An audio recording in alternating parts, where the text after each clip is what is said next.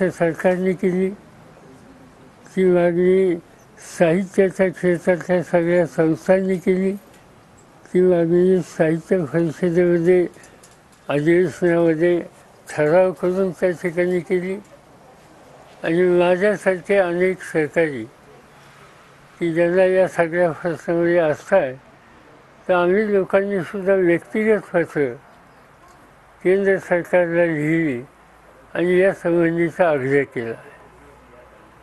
आज वृत्त जे वाचायला मिळालं, केंद्र सरकारने 5 भाषेंना अभिजात दर्जा देण्याच्या संबंधीचा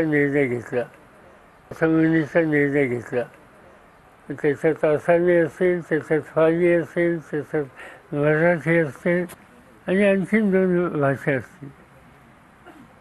या निर्णयाचा उपयोग भाषांचं महत्त्व वाढण्याच्यासाठी अतिशय होणार आहे.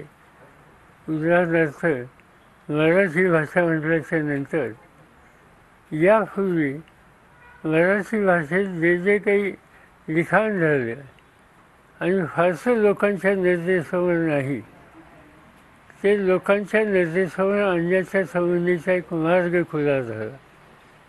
याशिवाय